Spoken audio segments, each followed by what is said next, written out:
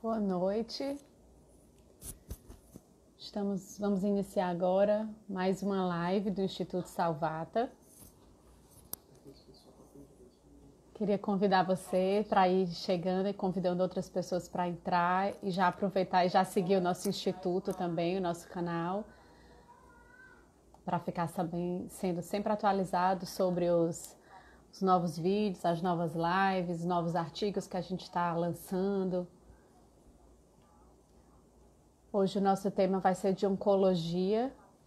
A gente vai ter um convidado um cirurgião oncológico para conversar um pouquinho com a gente sobre novidades no tratamento do câncer de ovário.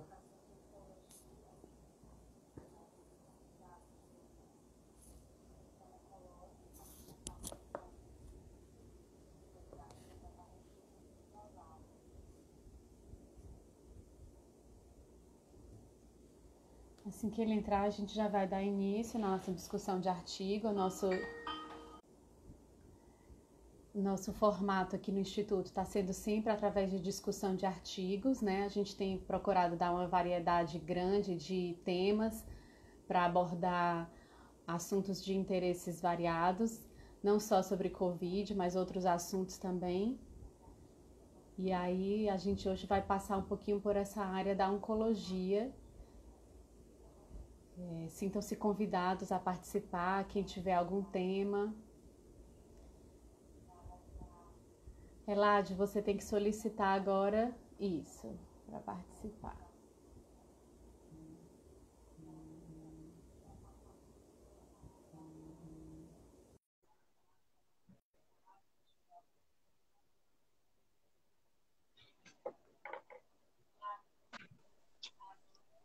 Pronto. Bem-vindo, Eládio.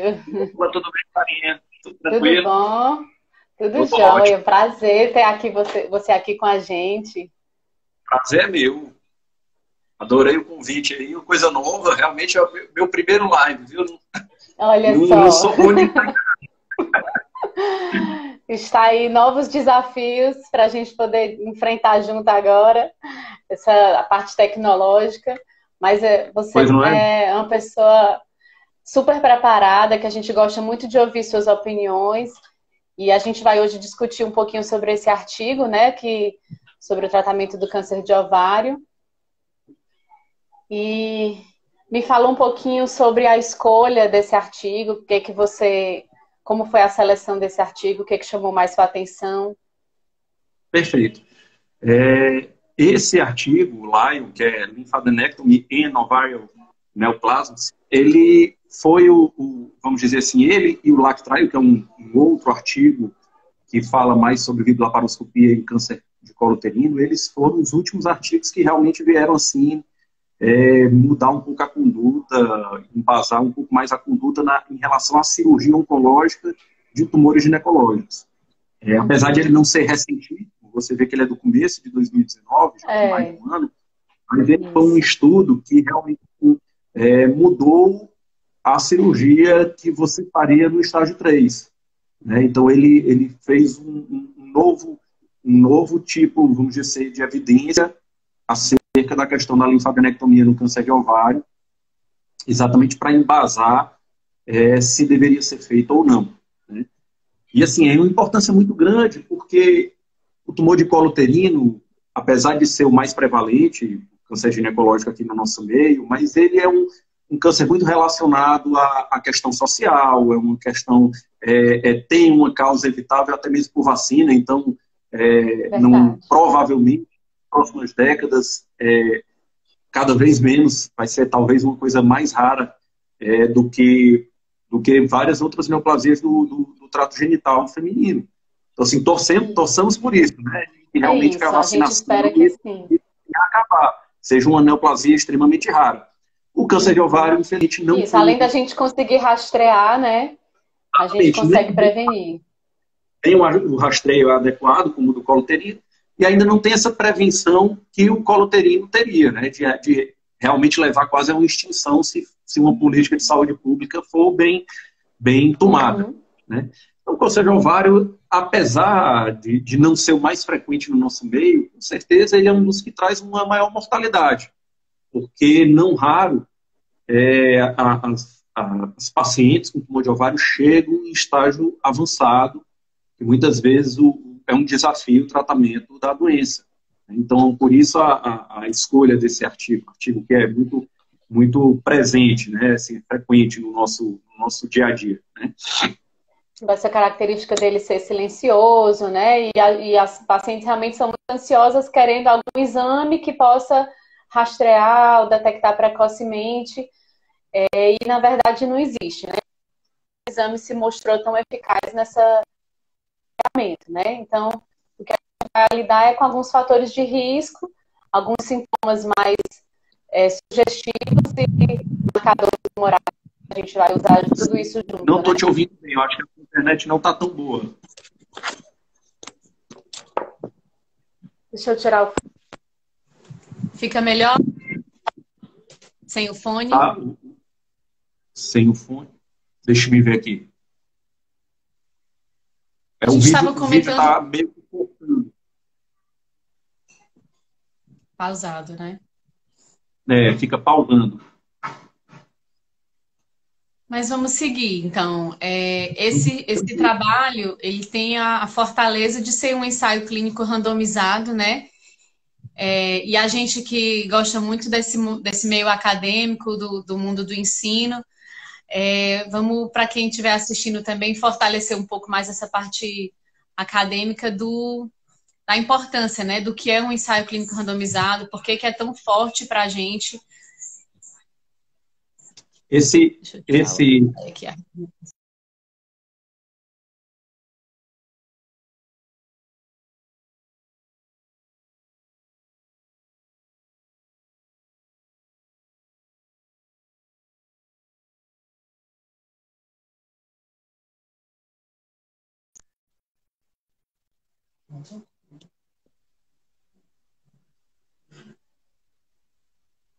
a minha internet que...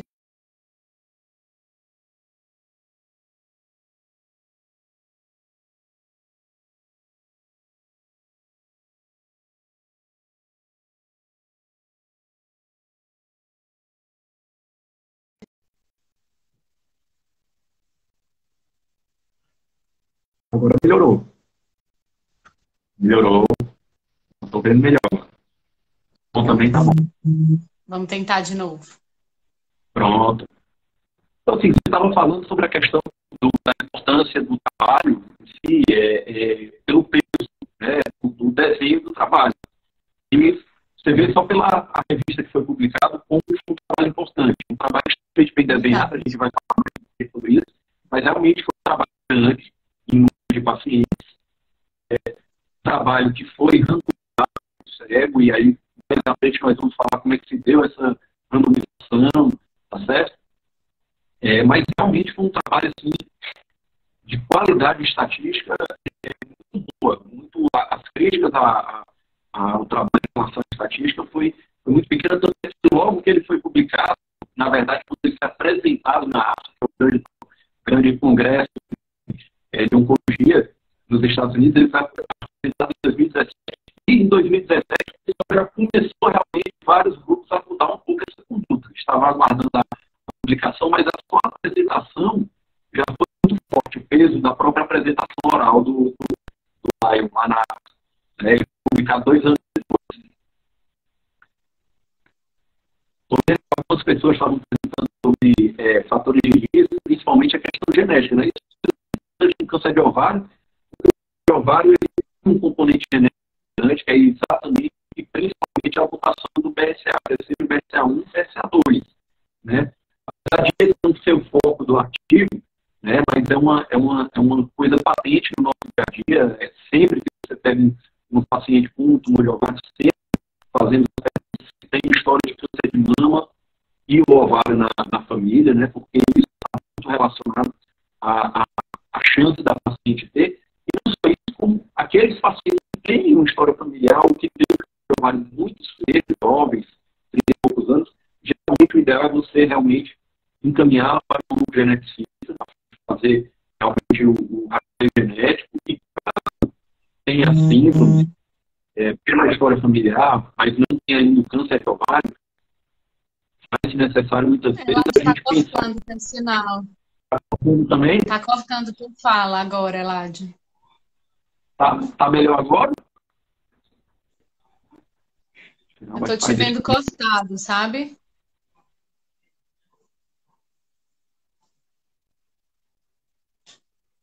É, agora tá totalmente pausado. Vê se dá para ajeitar um pouquinho o sinal da tua internet para a gente continuar.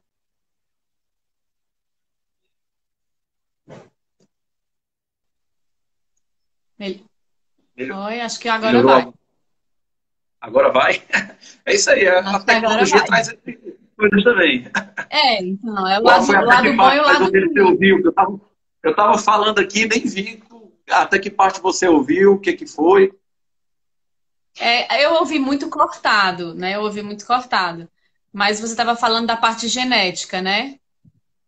E, e como eu falei, é muito frequente pacientes nos procurarem devido à questão de ou já ter o câncer de ovário e aí fazer o rastreio genético, até mesmo por uma questão familiar, e aquelas pacientes que têm um histórico de câncer de mama ou de ovário na família, e é importante, realmente, caso tenha um histórico familiar, encaminhá-los para geneticista, porque é uma mutação frequente, mutação do BRCA. E caso venha positivo, aquela paciente que não tem neoplasia de ovário, é até um caso a se pensar em conjunto, obviamente, fazer essa salpingoforectomia bilateral, né? Precocemente, idade mais ou menos entre 30 e 35 anos, principalmente no BRCA1 e 35 a 40 no BRCA2. Então, assim, é uma coisa importante realmente essa questão genética nos pacientes com tumor de ovário ou com história familiar de tumor de ovário, né?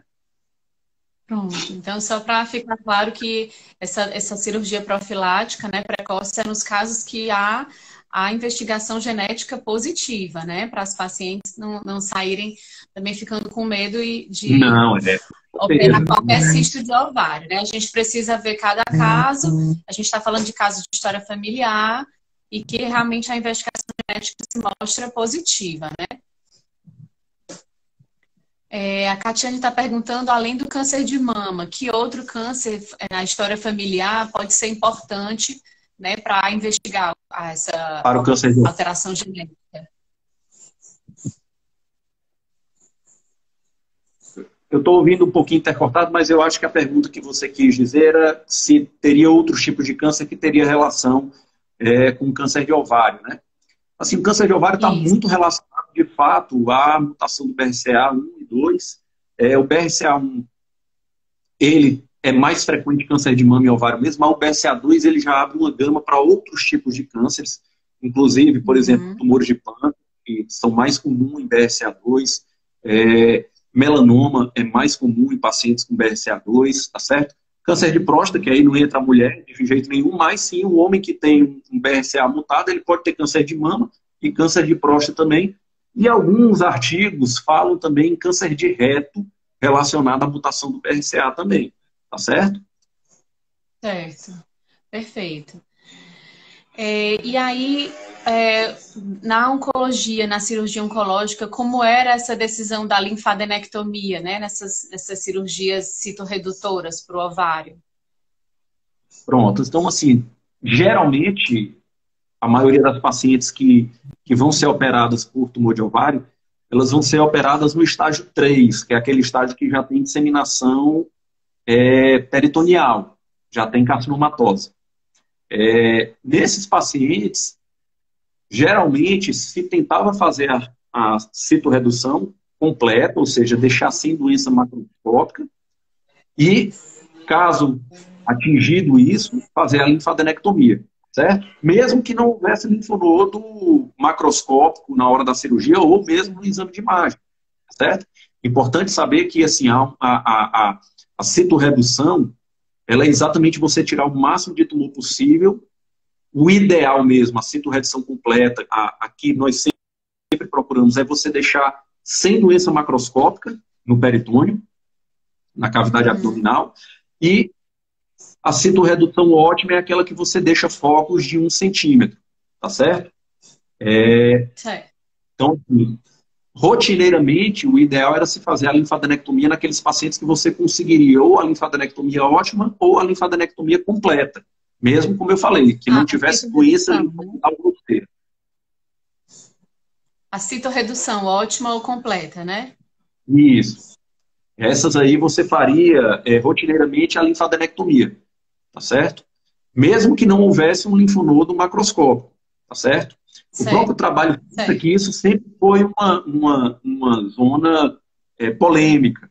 Existem alguns trabalhos retrospectivos mais recentes mostrando que talvez tivesse benefício nessa linfadenectomia associada às pacientes que fizessem a citorredução completa, mas trabalhos retrospectivos, e aí entra uma série de outras coisas, principalmente viés de seleção.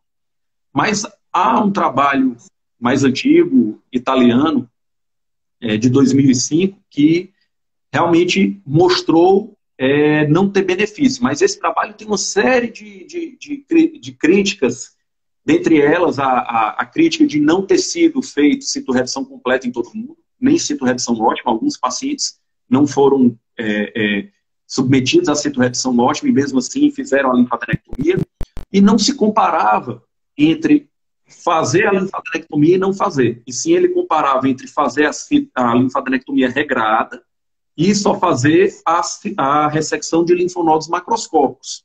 Tá certo? Certo. Linfonodos macroscopicamente aumentados.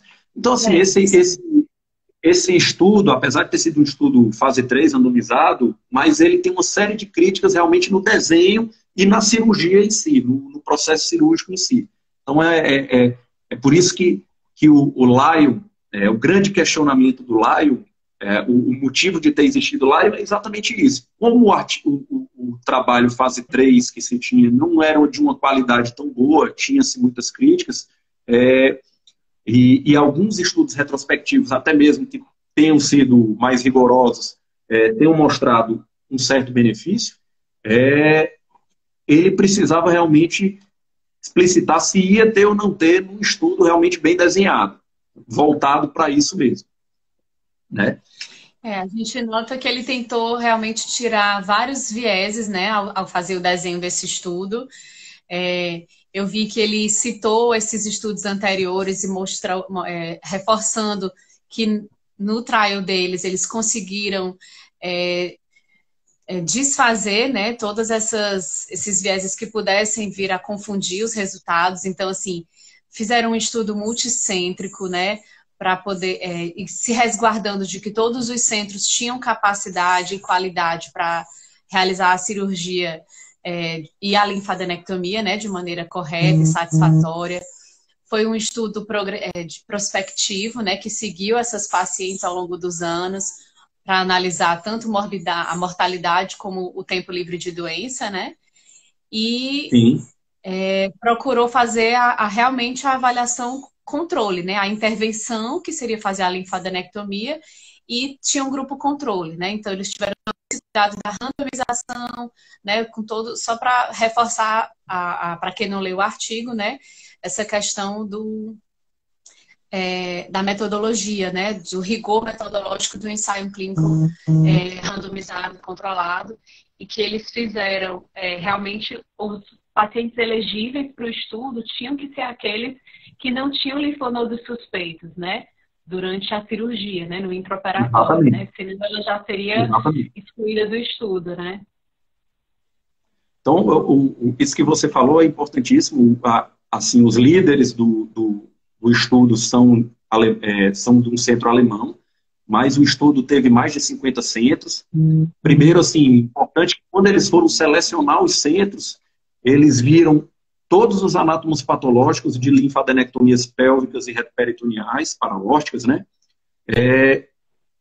Do últimos 12 meses de cada centro, para ver se aquilo ali estava de acordo com o que eles esperavam de que fosse a qualidade da linfadenectomia.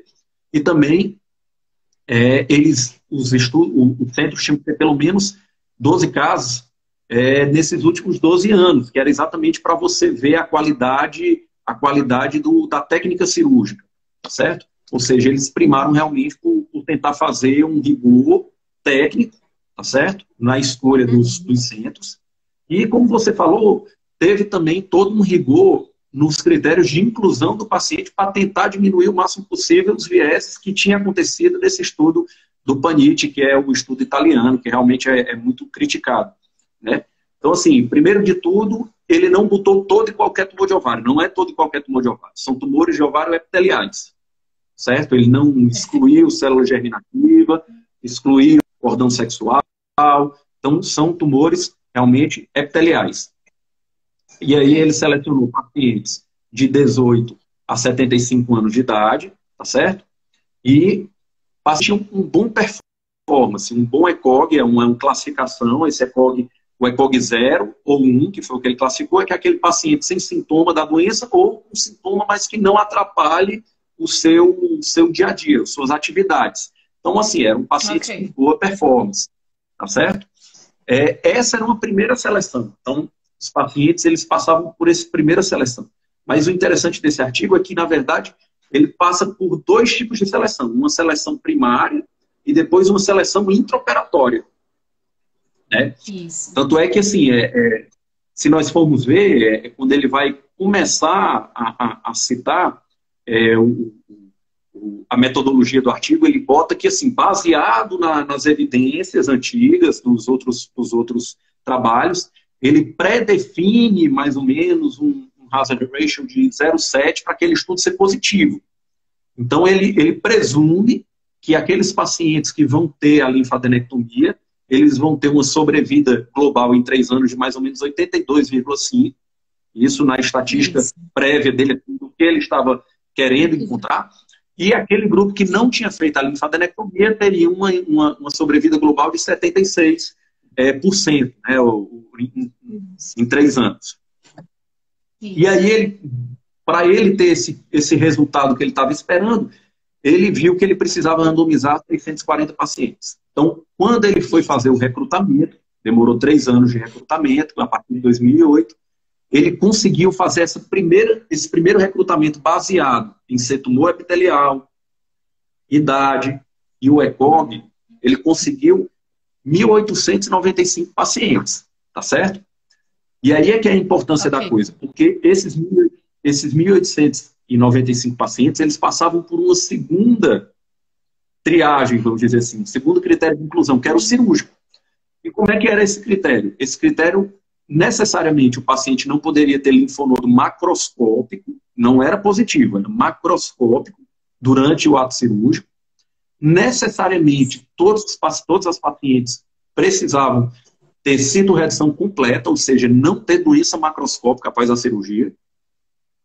E uma coisa que é muito importante também, a paciente, depois da citorredução peritoneal, começa-se sempre com a citorredução peritoneal, antes de ir para a linfadenectomia ou não, eles ligavam para a central de randomização, para a central dizer se aquele paciente iria ser ou não submetido à linfadenectomia, mas antes disso ele dizia se o paciente tinha ou não tinha condições. Porque, entenda bem, dentro dos critérios de inclusão dele, tinha que ter doença do IP, ou seja, aquela doença que tem focos peritoneais na pelve, ou 3, que é aquele que já tem disseminação peritoneal, tá certo? Ou então, aquela estágio 4, que aí ele disse que o estágio 4 dele ou era para a parede abdominal, ou para a pleura, ou para fígado, ou para baço, mas passíveis de ressecção. Então você vê que há uma gama, uma distância muito grande de nível de doença. Uma doença limitada só na pelve, em que provavelmente essa paciente vai ter uma cirurgia menor e vai estar em um estado clínico menor quando terminar a sua citorredução.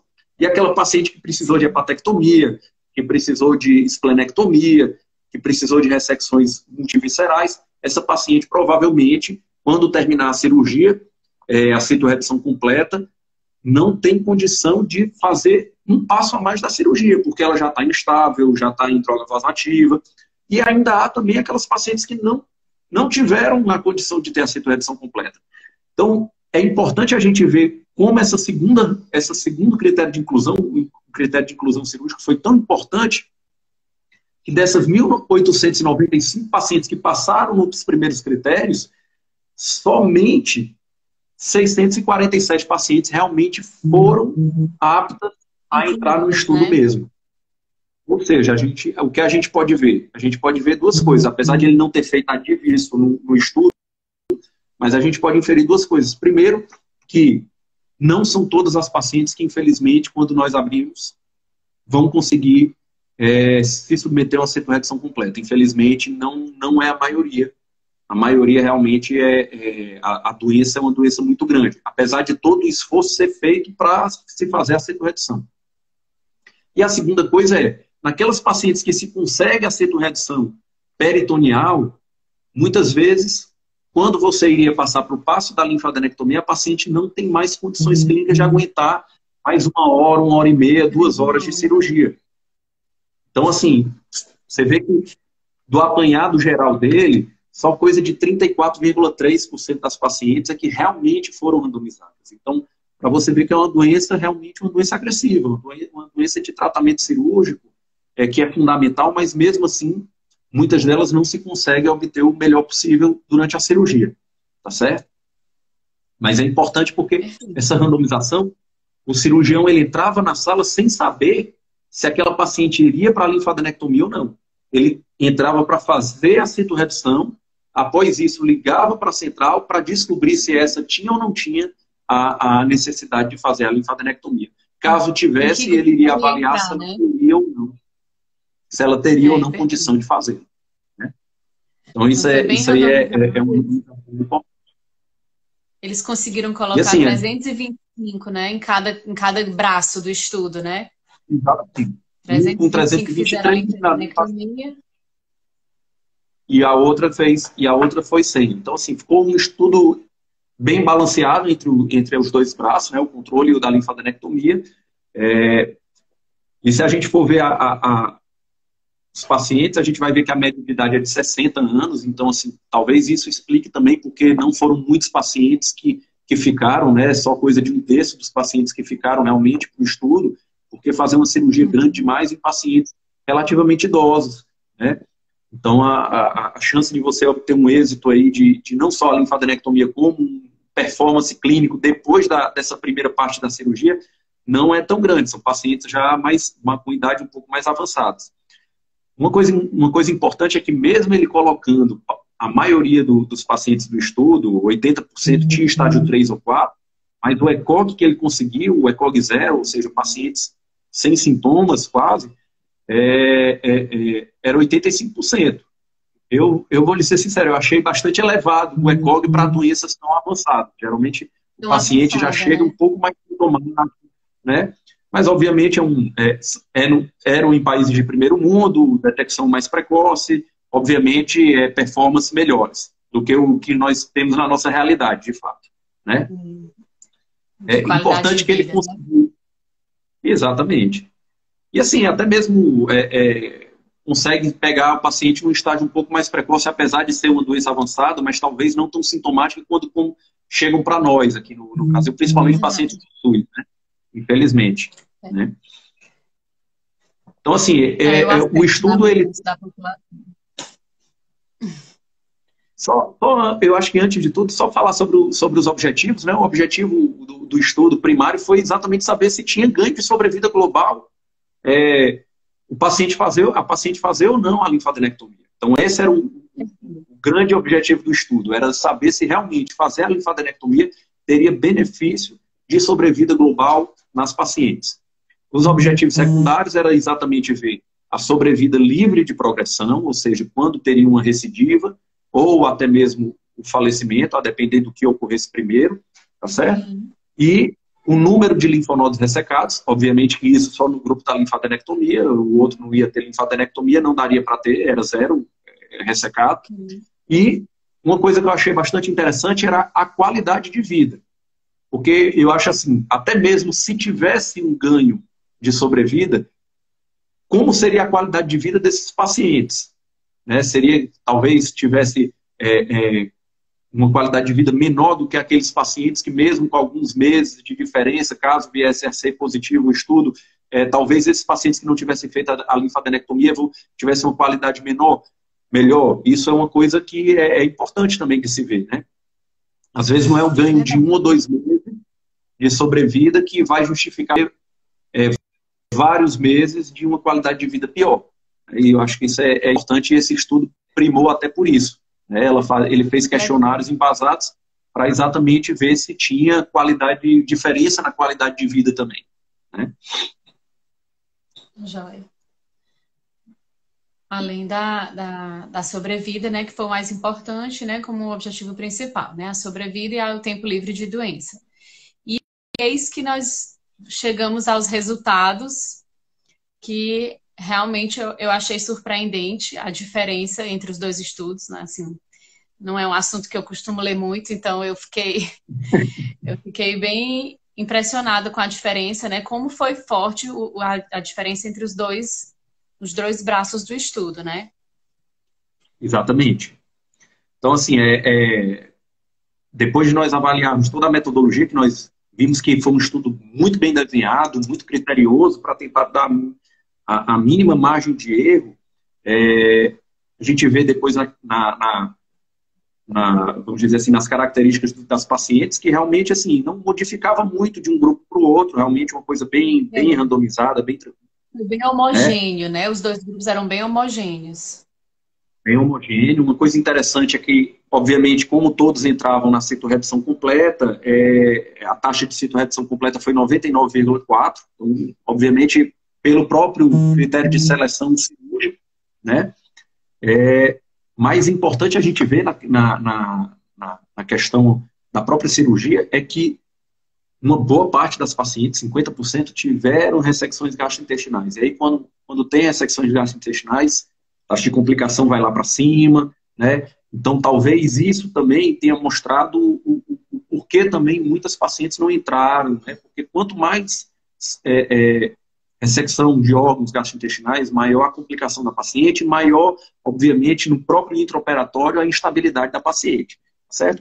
Mas falando dos resultados, como você ia falar, Sarinha, o objetivo principal, que foi avaliar a sobrevida global, nós podemos ver que a sobrevida global foi de 67,2 meses. 67 meses. Foi uma sobrevida global boa para tumores tão avançados. Se nós formos ver que 80% das pacientes tinham doenças bastante avançadas, né? Uhum. E a gente pode ver que quando ele vai ver o braço da linfadenectomia e o braço sem linfadenectomia, não houve diferença. Diga-se de passagem, o braço sem linfadenectomia até teve mais meses, quando você olha somente o número de meses. Mas que isso não teve relevância estatística. Então, um foi da linfadenectomia 65 meses e o outro foi 69 meses. Então, não houve uma diferença. Com isso, você já matou o que, primeiro de tudo, os autores queriam, que era exatamente aquela diferença bem estatística que iria ter entre os dois braços. Então, isso aí, o estudo já foi negativo de cara, logo no objetivo principal do estudo, tá certo? O hazard ratio que ele queria, que era de 0,7, foi para 1,06, então, assim, foi uma possibilidade de detrimento da paciente, você fazer a linfadenectomia, né? E quando a gente vai olhar... Exatamente. Então, quando você vai olhar os critérios, os objetivos secundários, e aí a gente vê pelo número de linfonodos, foi uma linfadenectomia muito bem feita, 57 linfonodos, a média, sendo 22 paraórticos e 35 pélvicos. Realmente, assim, foram muito criteriosos na ressecção cirúrgica, tá certo? Muitos linfonodos mesmo. Mas esse objetivo foi meramente ilustrativo, para ele provar que realmente a qualidade da linfadenectomia foi boa. Na verdade, ele não queria comparar porque o outro braço não fez linfadenectomia. Na verdade, ele queria mostrar como eles foram criteriosos nas suas linfadenectomias, para exatamente não ter aquela coisa de dizer, não, foram 5 linfonodos retroperitoneais e 10 pélvicos. Então você só fez um sample, você só tirou uma exemplificação ali, não fez realmente uma coisa regrada. Não. Aqui ele quis demonstrar pelo número que foi uma linfadenectomia bem regrada. Tá certo? Perfeito. Você está ouvindo bem, Sarinha? Está ouvindo bem?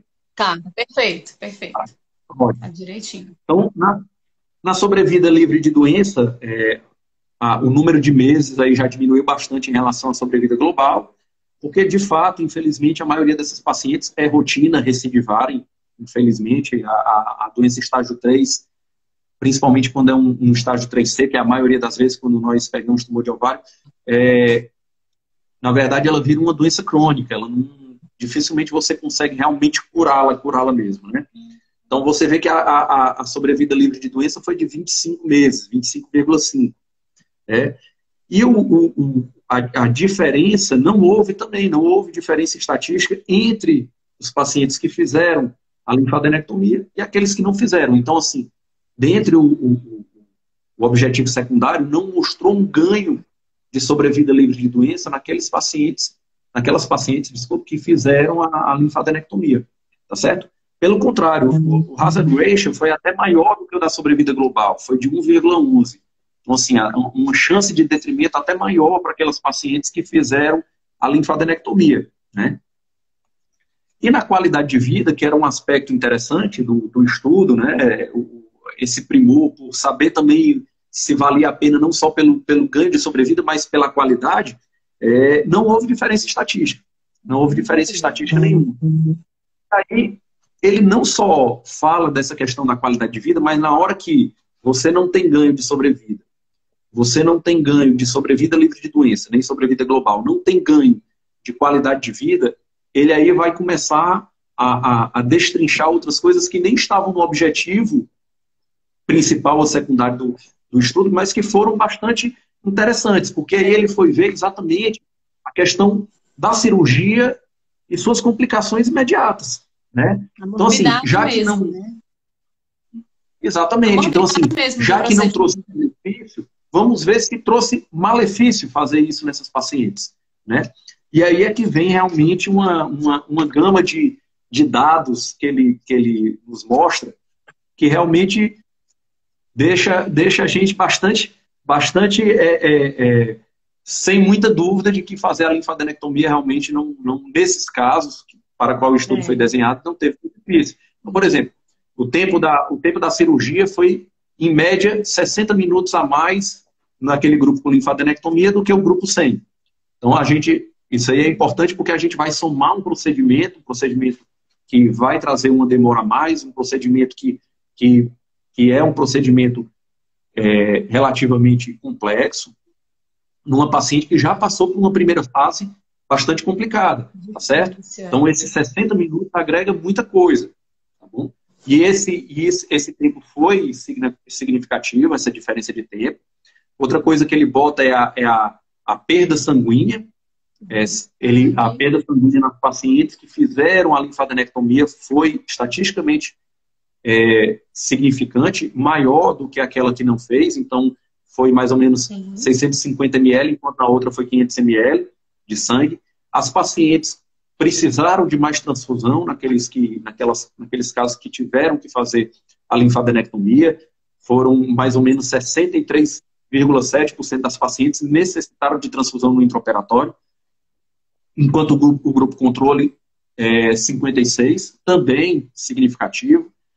A taxa de infecção no pós-operatório também foi maior nessas pacientes que fizeram a linfadenectomia e foi estatisticamente significante também, relevante do ponto de vista estatístico. Então, 25,8% das pacientes tiveram infecções, enquanto no grupo controle só 18,6%.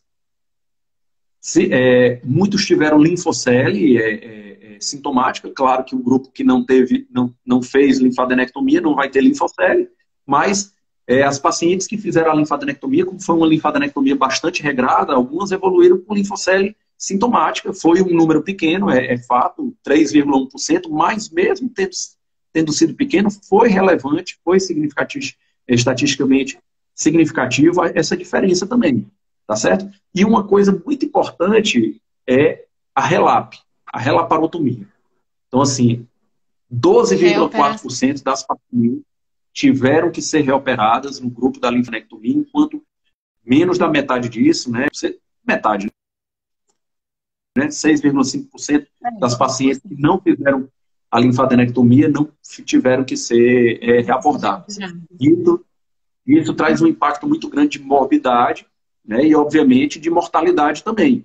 Até porque ele explicita bem que as relapses foram principalmente devido a, a questão de fístula, tá certo? Questão infecciosa. Né? E ele até bota que a fístula era maior quanto maior o tempo da cirurgia, né? Então, isso é uma coisa importante. Quanto mais demorava a cirurgia da paciente, mais instável ela ficava, provavelmente devido a isso, e obviamente a instabilidade nós sabemos que pode levar a uma questão de perfusão das anastomoses gastrointestinais, talvez exatamente aí viesse a questão. Porque a parte da citorredução em si foi homogênea entre os grupos. Então, 50% dos grupos tiveram ressecções gastrointestinais, a taxa de ostomia não foi tão diferente. Então, mostrando que, na verdade, realmente esse tempo maior de cirurgia traria uma questão hemodinâmica, talvez, da paciente, e essas anastomoses, talvez, isso é uma questão que a gente não foi, obviamente, dita no artigo, mas talvez seja a teoria de o porquê, né? A paciente ficava mais instável e essa instabilidade, obviamente, traria uma questão de maior propensão à deiscência de anastomose. Né? É muito interessante isso aí, Eladio, porque realmente quando eu vi que teve essa maior taxa de reabordagem, de relaparotomia, né, no grupo, eu me questionei por que isso poderia ter a ver, já que uma coisa não, assim, aparentemente não tinha a ver com a outra, mas ele faz questão de colocar os procedimentos assim associados, né, em cada grupo. E aí você vê que foi igual, né? As taxas de gastrectomias, de esterectomia, de apatectomia, nos dois grupos. E realmente, como faz diferença para um perfil de paciente já tão sofrido, né? Já com sua morbidade basal tão importante, acrescentar mais 1 hora de mais um procedimento complexo e influenciar, inclusive, nisso, né? Nas taxas de relapse. Exatamente. E na mortalidade em 60 dias, né, também. A mortalidade em 60 dias, e aí, obviamente, isso está uma coisa relacionada à outra. Na hora que você tem taxas de infecção maiores, taxas de relaparotomia maiores, principalmente, um dos principais motivos sendo fístula, infelizmente, realmente você vai ter uma mortalidade maior, e que foi, de fato, estatisticamente significativo, a taxa a mortalidade em 60 dias, né? Então você vê que realmente não só não teve benefício você fazer a linfadenectomia, como realmente trouxe malefício para as pacientes a realização rotineira, regrada da linfadenectomia, né? Então, é um estudo que meio que sepulta a linfadenectomia nessa situação em que o estudo se propõe, né? Então, de fato, um estudo tão bem desenhado, com um N tão bom desse, é difícil você, com a qualidade técnica cirúrgica, é difícil você realmente querer ir contra. Derrubar, né? Esse resultado, né? Essa evidência, né? É uma evidência muito forte, é uma evidência muito, muito concreta. Interessante nos resultados aqui, por exemplo, apesar de quando ele fez a linfadenectomia, mandou os linfonodos para a biópsia, mais de 50% das pacientes tinham linfonodos metastáticos. Apesar de eles não terem macroscópicos, não era uma linfadenomegalia, eram linfonodos de tamanhos normais, mas quando esses linfonodos foram vistos na patologia, viu-se que mais de 50% das pacientes tinham metástase linfonodal. E mesmo assim não trouxe ganho de sobrevida, nem ganho de sobrevida livre de doença, né? Então, assim, para mostrar, poderia se dizer, mas essa linfadenectomia foi naquelas pacientes que não tinham linfonodos comprometidos. De fato, tinham linfonodos comprometidos e não houve benefício. Um dos motivos para isso é que a gente sabe que o prognóstico da paciente, quando tem doença peritoneal, ela é ditada pela doença peritoneal. É diferente você pegar uma paciente que é um estágio 3, porque tem linfonodo megalia, ou linfonodo comprometido, quando você termina de fazer a cirurgia e manda para o anatomopatológico, mas não tem doença peritoneal, é totalmente diferente de como evolui aquela paciente que tem doença peritoneal. A doença peritoneal é que dita o prognóstico da paciente. Né? Assim, quando você tem doença peritoneal e tem doença linfonodal na mesma paciente, a paciente ela vai falecer da doença peritoneal. Então, a doença linfonodal aí não teve, vamos dizer assim, perde o significado prognóstico, talvez, dessa paciente. Interessante. Eladio, a gente tem duas perguntas para responder, né?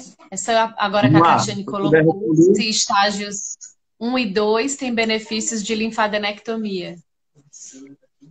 Pronto. Estágio 1 e 2. Olha o Tiaguinho aí, Tiaguinho? Então, pronto, olha. O estágio 1 e 2, o trabalho incluiu o estágio 2 na pré-seleção. Quando a gente vai ver nas características das pacientes, 5% delas têm de estágio 1 a estágio 2A, né, que é aquele que tem implantes em trompa ou no corpo do útero, né, ou aqueles restritos ao ovário, é o estágio 1, tá certo? O poder de estatístico para esse grupo de paciente com doença mais precoce, infelizmente, não foi o objetivo do estudo, tanto é que ele nem foi atrás de analisar. E o próprio N é um N muito pequeno para você querer fazer qualquer avaliação estatística. Então, assim, vale a pena você fazer, principalmente na doença estágio 1, principalmente aquela doença estágio 1, que é mais inicial de todas, vamos dizer a estágio 1A, ainda de rotina, o ideal é se fazer, por quê? Para você definir se aquela paciente, não só o critério prognóstico, se aquela paciente realmente é estágio 1, ou se já é um estágio 3, tá certo? Linfonodal. Do mesmo jeito que nessa paciente a gente vai fazer biópsias randomizadas do peritônio para ver se ela não é um estágio 3 microscópico, com acometimento peritoneal microscópico, tá certo? Um estágio 3A2, tá certo? Entendi. Mas assim, então, pacientes tumores bem iniciais ainda se faz porque aí, vamos dizer assim, o benefício não é a citorredução. Aí, nesse caso, é você realmente enquadrá-la no seu devido estadiamento. É um estágio 3 ou é um estágio 1? Tá certo? Até porque, por exemplo, se for um estágio 1A muito bem 1 a 1, limitado mesmo a um ovário, sem ter cápsula, do jeito que bem inicial mesmo, às vezes você pode até mesmo não fazer quimioterapia. Mas a paciente tem que ser bem estadiada. Então, uma paciente que só fez a alforectomia ou a esterectomia com anexectomia, mas não fez o estadiamento cirúrgico completo, essa daí vai para a quimioterapia. Então, era uma paciente que poderia não precisar de quimioterapia, ou até mesmo de menos ciclos de quimioterapia, só fazer 3 ciclos, e acaba tendo que ir para uma quimioterapia mesmo de 6 ciclos. Tá certo? Porque não fez a cirurgia correta, né? Não fez o estadiamento. A grande questão aí do estudo assim, do ponto de vista de conclusão do estudo, ele mostra que realmente não tem benefício você fazer a linfadenectomia no desenho do que o estudo se propôs. Mas, assim, o que nós vemos de crítica? Apesar de um estudo fantástico, excelente, muito bem desenhado, tem críticas ao estudo? Tem. Primeiro, ele pegou uma gama de estratificação muito grande de pacientes. Pacientes estágio 2B até pacientes estágio 4. Estágio assim, prognósticos muito distintos um do outro, sobrevidas muito distintas uma da outra. Então, assim, talvez se ele tivesse sido restrito mais ao estágio 3, né, fosse uma coisa que talvez desse para a gente inferir até dos outros estágios. Porque, por exemplo, no estágio 2, o estágio 2B, a gente vê que teve 3% mais ou menos das pacientes que tinham estágio 2. Será que realmente no estágio 2 eu não deveria fazer a linfadenectomia? É difícil você dizer se realmente com só... Porque se você for ver, são 16% que são estágio 2B e 3A. Né? Então, assim, é difícil você saber se realmente... Quantos pacientes tinham no estágio 2 mesmo? Será que naqueles do estágio 2, se tivesse uma análise de subgrupo, será que talvez tivesse um possível benefício ou não? É difícil nós inferirmos isso. Tá certo? Teve até outras discussões com grupos de São Paulo, teve uma aqui que foi o Dr. Jesus do ICESP, e eu fiz essa pergunta, no estágio 2B, você faz a linfadenectomia, e ele falou, faço a linfadenectomia estadiadora para ver se é 2 ou para ver se é 3, exatamente porque o N foi pequeno e não dá para inferir. É diferente do estágio 3 aí, que o estágio 3 foram muitas pacientes. Então, ele disse que assim, é difícil realmente você saber se tem ou não tem benefício nesse acometimento peritoneal bem mais restrito. Mas fica assim o questionamento para talvez análise de subgrupo, para até mesmo um futuro trial, porque realmente você ter a sorte de pegar um grande número de pacientes em estágio 2B é pequena. É pequena, de fato difícil, né? É difícil. Né? E aí o doutor Mazon está colocando mais uma situação, né? Paciente submetido a citorredução completa. A pergunta do Mazon é pergunta pegadinha, viu? Porque ele é craque, viu? Ó, então aí tu passa a bola. Paciente submetido a citorredução completa sem linfadenectomia e com recidiva linfonodal exclusiva, platina sensível. Faz linfadenectomia seguido de QT ou só QT?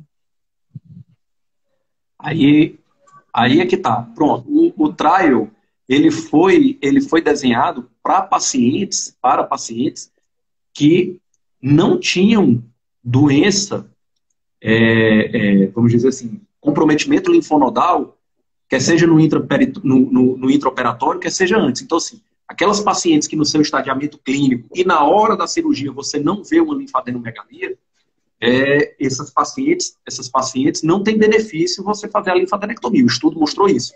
Agora, se eu pegar uma paciente que tem, sim, uma doença peritoneal, mas ou no intraoperatório ou nos exames de imagem prévios, você já sabe que tem uma linfadenomegalia. Essa paciente, o estudo não tem poder para dizer isso. Não foi desenhado para isso. Sim. Então, assim, provavelmente, todos os cirurgiões fariam a linfadenectomia. E assim também como uma recidiva linfonodal. Então, creio que todos os cirurgiões fariam a linfadenectomia. Né? Não tem muito ainda não tem um estudo que mostre isso. Né? Assim, a linfadenectomia precisaria ser regrada ou poderia ser só a linfadenectomia daquela massa linfonodal em si? Aí a gente pode ir até para aquele trial de 2005, né, do PANIT, que não mostrou benefício você fazer a linfadenectomia regrada, em vez de você fazer só a linfadenectomia do linfonodo comprometido mesmo, macroscópico, né? Mas também um estudo muito cheio de críticas, com muitos viés de seleção, então fica difícil de você saber, mas pelo menos retirar o linfonodo macroscópico eu acho que seria uma regra para todos os cirurgiões. Se o professor Mazon quiser depois falar alguma coisa, é importante, viu? Pode fazer algum complemento aí, né? Quem quiser pode fazer essas colocações também. Perguntaram também, Eládio, sobre a questão dos tumores borderline, né, no início. Se eu não me engano, associado com a cirurgia para preservar a fertilidade, né? Isso, assim, primeiro que no próprio estudo, apesar de ele ter botado neoplasias epiteliais, ele incluiu alguns tumores borderlines, a gente pode ver que até 5% dos tumores eram borderlines, né, e a gente sabe que para tumores borderlines não tem uma necessidade de se fazer linfadenectomia rotineira, como se teria antigamente, antes desse trial, como se teria uma certa dúvida em relação à neoplasia maligna mesmo, tá certo? Mas sim, os tumores borderlines, sempre que possível, tentar preservar a fertilidade, caso seja o desejo da paciente. Até porque são tumores que tendem a ser em estágios mais iniciais, né? Tem até alguns estudos, não são estudos randomizados, nada, mas tem até estudos retrospectivos com uma doença peritoneal, que se você for ver na maioria dos guidelines, se for um tumor borderline que tenha doença peritoneal, seja um estágio 3, o ideal seria você fazer a citorredução completa e aí levando os ovários e o útero. Mas, assim, tem alguns mostrando que não. Tem um dos ovários livre, o útero livre, mas tem um antiperitoneal. Em teoria, você poderia fazer a preservação, a paciente tentaria engravidar o mais rápido possível, porque, obviamente, a taxa de recidiva é bem maior, tá certo? Mas, assim, como eu falei, não são estudos com evidências tão grandes, né? Mas para estágios mais iniciais, com certeza, se for vamos dizer assim, a vontade da paciente, sempre que possível, a indicação é tentar preservar a fertilidade, não tem dúvida, né? Por isso a importância da gente ter uma equipe trabalhando, né, Lade, em conjunto, para esse exemplo final aí, para a gente poder ter a melhor decisão, né, para cada paciente, de acordo com cada caso, sempre levando em Com certeza. consideração as melhores evidências disponíveis, né? Então, como é importante a gente tá valorizando, né, nossas pesquisas, nossos estudos científicos. Agora a gente está com tanta dificuldade de seguir os protocolos de pesquisa, mas como é importante a gente lembrar disso aqui hoje e que isso embasa o nosso dia a dia, muda a nossa conduta, né? E Com alguns casos certeza. mais difíceis, realmente, a gente precisa desse apoio interdisciplinar, né, para decidir o que é o mais adequado, né, para cada situação. Com O certeza. nosso tempo está se esgotando, mas se você Deixa, quiser deixa, fazer um fechamento, a só gente fazer está uma quase uma hora consideração aqui final. conversando. É ótimo, sinal de que foi bom papo. Mas, Foi assim, muito bom. o Dr. Mazon, ele trouxe uma das coisas que eu ia até falar, apesar as críticas, eu ia falar as críticas, apesar de serem poucas, mas o fato realmente de ele ter feito uma estratificação muito grande dos estadiamentos, incluído, eu acho que isso aí acaba, vamos dizer assim, gerando essas dúvidas, se em um estágio mais precoce, com doença peritoneal bem menos limitada, será que teria benefício ou não? A outra questão foi o que o Dr. Mazon colocou, se doença macroscópica teria benefício. Realmente não foi, o desenho do estudo não foi para isso, uma doença linfonodal macroscópica, então realmente nas doenças linfonodais macroscópicas, creio que a maioria dos cirurgiões resseca pelo menos aquele linfonodo aumentado, né, mesmo que não faça uma linfadenectomia regrada, mas tende realmente a ressecar essa lesão. Mas realmente é uma coisa que não se sabe, porque será que uma paciente com doença peritoneal avançada, que você fez uma grande e extensa citorredução peritoneal, mesmo que tenha um linfonodo acometido maior, será que realmente aquilo ali vai impactar, vai decidir na sobrevida da paciente? Isso é uma coisa que a gente não sabe, né? Outra coisa também é que ele pegou tumores epiteliais. Ele não Verdade. vamos dizer assim, ele não se ateve a um só tipo, subgrupo, como poderia ter sido só serose, que é o mais frequente. Mais Então, assim, a comum. gente sabe, por exemplo, tumores mucinosos, neoplasias endometrióides, a chance de Ah, linfonodo é bem menor, a chance será que realmente teria benefício isso, ou teria alguma diferença se tivesse sido só seroso? Mas, assim, um estudo muito bom, muito bem desenhado. E um outro questionamento que fica é aquelas pacientes que você de cara sabe que não vai conseguir reduzir, ou então você abriu a paciente e não vai conseguir reduzir, vai para quimioterapia neoadjuvante e você vai fazer cirurgia de intervalo, que isso é uma coisa que também é muito frequente nos tumores de ovário. Se você for ver aqui, das laparotomias que foram feitas, grande parte delas não entraram no estudo porque não conseguiram a citorredução completa. Então, pode ter certeza que boa parte dessas pacientes abriu-se, biopsiou-se e levou-se para a quimioterapia neoadjuvante, apesar de ele não ter dito mais ou menos o quanto disso. Mas será que na linfadenectomia neoadjuvante teria benefício nessa cirurgia de intervalo, fazer ou não fazer? O estudo não foi desenhado para isso, mas a gente infere que não. Pelo menos é esse, vamos dizer assim, o racional. Se é uma doença linfonódica, uma doença peritoneal tão mais grosseira, a ponto de você não conseguir ressecar, aí é que realmente a doença linfonodal não perde mais ainda a sua relevância, né? Então eu acho que nessa situação, apesar de o estudo ter feito sempre citorredução completa, acho que nessa situação também a maioria dos cirurgiões oncológicos não iriam fazer a citorredução linfonodal, né? A linfadenectomia. pronto.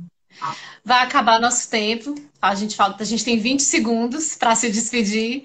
Mas muito obrigada, Obrigado. Eládio, pela sua disponibilidade, viu, por ter aceitado